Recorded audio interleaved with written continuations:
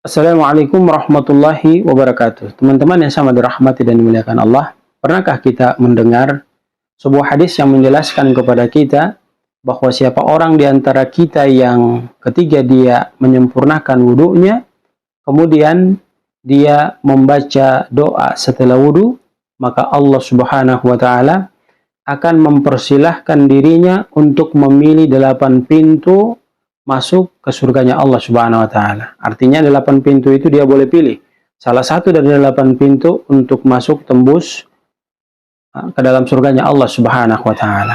Ini keistimewaan yang tidak boleh kita lalaikan, yang tidak boleh kita lupakan, bahkan kita harus menjaganya, sebab tidak mudah masuk ke dalam surganya Allah Subhanahu wa Ta'ala. Hanya dengan menjaga sholat 5 waktu, maka konsep wudhu ini akan terjaga oleh diri kita. Oleh karena setiap pelaksanaan sholat, mulai dari sholat subuh, duhur, asar, maghrib, dan isya, itu sebelumnya pasti ada ritual melaksanakan wudhu sebelum melaksanakan sholat 5 waktu tersebut. Maka barang siapa di antara kita yang dia setelah wudhu kemudian dia membaca doa daripada wudhu itu, sesungguhnya Nabi memberikan informasi kepadanya, dia akan mendapatkan pilihan oleh Allah Subhanahu wa Ta'ala kepada dirinya, terserah dia mau masuk dari pintu mana saja dari 8 pintu yang disiapkan Allah untuk menuju ke surganya Allah Subhanahu wa Ta'ala. Kemudian jemaah yang sama dirahmati dan dimuliakan Allah, ada hadis dari Utsman bin Affan yang memberikan penjelasan kepada kita bahwa dijelaskan oleh Nabi sallallahu alaihi wasallam, "Man tawadda'a fa ahsanal wudu'a kharajat khataya'u min jasadihi." Barang siapa di antara kita yang dia itu berwudu kemudian dia sempurnakan wudunya. Kalimat sempurna di sini artinya dia mengikuti apa yang dicontohkan baginda dan para sahabatnya Nabi sallallahu alaihi wasallam kaifiat dari pelaksanaan wudhu tersebut. Maka apa yang terjadi? Kharajat khataya min jasadihi. Akan dikeluarkan dari badannya kesalahan-kesalahan yang dia perbuat. Hatta takhruja min tahti adfarihi. Kemudian kesalahan-kesalahan itu pun dikeluarkan oleh Allah Subhanahu wa Ta'ala tatkala dia berwudu dari kuku-kukunya. Hadirin yang sama berbahagia, konsep hadis ini sangat memberikan faedah yang begitu diunggulkan dan dahsyat pada diri kita. Maka sungguh amat merugi orang-orang yang telah mendengar daripada penjelasan ini, kemudian dia tidak memaksa dirinya untuk menjaga wudhunya. Maka kalau kita mau menjaga wudhu kita, jemaah yang sama dirahmati dan dimuliakan Allah, hendaknya kita menjaga sholat 5 waktu kita.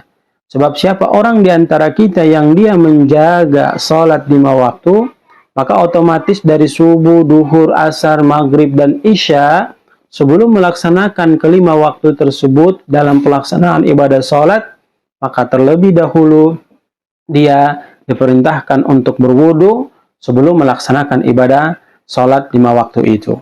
Maka hadirin yang sama dirahmati dan dimuliakan Allah, untuk mereka yang sampai saat sekarang ini belum tersentuh hatinya ya dalam melaksanakan ibadah sholat 5 waktu, maka cepatlah memahami bahwa kondisi demikian akan mengantarkan dirinya kepada keterpurukan.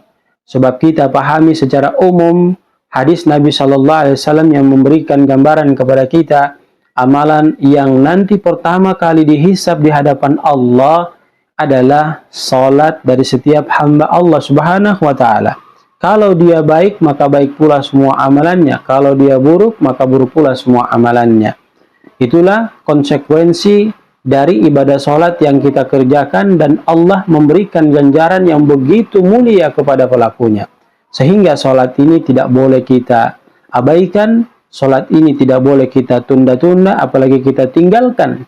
Karena ini menjadi sebuah kewajiban bagi diri kita tatkala kita telah sampai pada akil balik. Maka kewajiban sholat harus kita lakukan untuk membentuk jati diri kita sebagai muslim yang diberkahi, dirahmati, dan diridhoi oleh Allah Subhanahu wa taala. Hadirin kaum muslimin jamaah yang sama dirahmati dan dimuliakan Allah, begitu indah Nabi Shallallahu alaihi wasallam memberikan fasilitas kepada diri kita dalam rangka melakukan hal tersebut untuk membawa kita menuju ke surganya Allah Subhanahu wa taala. Hanya dengan berwudu kita diberikan ganjaran, dikeluarkan dosa-dosa kita dari tubuh kita, badan kita, kemudian bahkan dari kuku-kuku kita. Dari hanya sekedar berwudu, ikhlas karena mengharap ridha Allah dan rahmat Allah. Ketika setelah selesai berwudu, kita membaca doa. Setelah selesai berwudu, maka hal yang kita lakukan itu akan diberikan ganjaran oleh Allah Subhanahu wa taala. Disediakan 8 pintu untuk masuk ke surganya Allah, maka kita diberi pilihan dari pintu mana kita ingin masuk ke dalam surganya Allah Subhanahu wa taala dari 8 pintu yang disiapkan oleh Allah Subhanahu wa taala. Maka sekali lagi demi Allah sungguh amat merugi orang-orang yang dia mendapatkan faedah-faedah yang baru saja didengarkan, kemudian dia duduk diam, tidak mau menggerakkan dirinya, tidak mau memaksakan dirinya untuk mengambil faedah-faedah tersebut. Maka hadirin yang sama dirahmati dan dimuliakan Allah, mari kita berdoa kepada Allah agar Allah memberikan kekuatan kepada kita untuk mampu mengamalkan pelaksanaan hal-hal yang sifatnya, untuk mampu melaksanakan hal-hal yang sifatnya mendatangkan keberuntungan kepada diri kita sendiri. Kata kunci yang harus kita pahami, bahwa kebaikan yang kita lakukan itu akan kembali kepada diri pribadi kita masing-masing. Sebagaimana Allah tegaskan dalam Quran, A'udzubillahi minasyaitonirrajim, in ahsantum ahsantum li anfusikum. Tidak diberikan kepada orang lain, tidak disodorkan kepada orang lain, tidak dihadiahkan kepada orang lain, namun semua yang kita lakukan berkaitan dengan kebaikan itu akan kembali kepada jati diri pribadi kita masing-masing. Semoga Allah selalu senantiasa merahmati kita, selalu senantiasa memberikan burhan, petunjuk pada diri kita, taufik, hidayah, hinayahnya pada diri kita, agar dalam mengisi sisa kehidupan kita ini selalu senantiasa semangat melaksanakan hal yang diperintahkan Allah, menjauhkan hal-hal yang dilarang oleh Allah Subhanahu wa taala, yang dengan konsep demikian insya Allah akan membawa diri kita menuju kepada pintu kebahagiaan yang hakiki, di mana pintu kebahagiaan yang hakiki ini adalah merupakan cita-cita mulia kita sejak kita dilahirkan hingga kita dipanggil oleh Allah Subhanahu wa taala. Barakallahu fikum, jazakumullahu khairan, subhanakallahumma wa bihamdika, nashhadu an la ilaha illa anta, nastaghfiruka wa natubu ilaik. Billahi taufiq wal hidayah. Wassalamualaikum warahmatullahi wabarakatuh.